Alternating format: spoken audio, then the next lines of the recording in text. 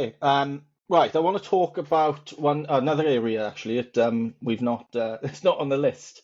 Um, building your team or building building a team that you rely on for making you as effective in your role as you possibly can be. Right. I think any leader needs to be as needs to be effective and wants to be effective, obviously, to justify the ticket they're on and what impact they're on for the organization. But building the team is something that sometimes gets overlooked for it. Is there any particular structure that you would have as a skeleton for a CISO business division to rely on for what you need? Because I think this again is an area which isn't delved into deep enough. There's no benchmarking as such. We spoke about it in the UK group recently as well. I don't know if you recall, but yeah, is there anything that you could shed light on from your experience within that? Yes, certainly. You know, I guess the first thing is that every company is going to be different, and so it's going to have different needs and different issues and need a different team. But you kind of come into a new role and you've got the team that you've got. And so the first thing that I go about doing is working out what everybody's doing, what they think is really important. So ask them, what do you think are the most important things? What do you think we aren't doing that we should be doing? And that's how we put together the next steps of our strategy at TUI.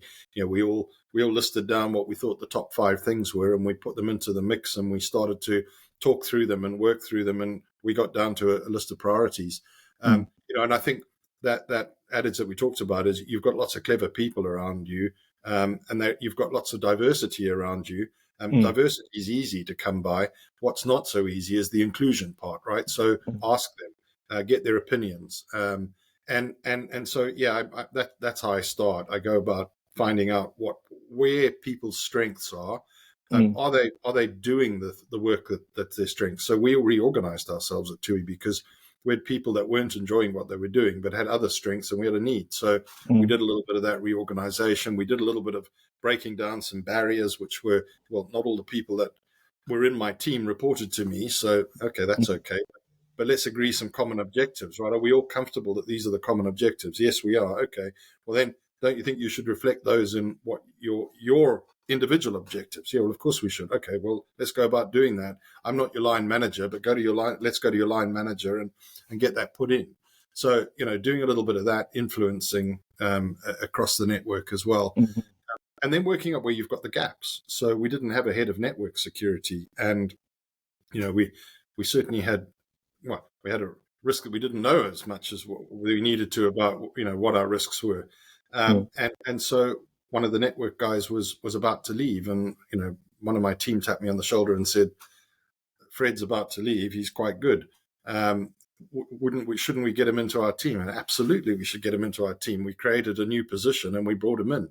And I remember the conversation was, well, I don't know very much about security. I'm not a security person. I'm a network person. I said, that's exactly what I want. I bet you that you know more about network security than anybody else on this team. You just haven't thought about it. And it's now, now an industry speaker on network security. That wasn't too difficult. So I think understanding those strengths, making sure you're listening and being flexible. We had one of our auditors who was leaving, who was an exceptional penetration tester and red teamer.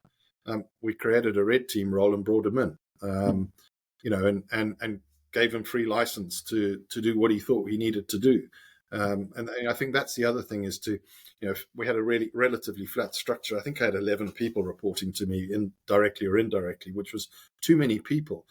But by having that flat structure and having that fairly laissez-faire, let's agree what the boundaries of your role are and what you need to do. Now, off you go and do it. Right? I trust you to do it. I think that's important. Yeah, I think so many people will get affinity from that because as a leader, you're you're looked up to, and it's like, make it happen, make it work, inspire us. But it doesn't work like that, right? I think it's a collective effort, especially in this industry, because, well, as we know, there's too many external factors, right, to rely on one head. But that's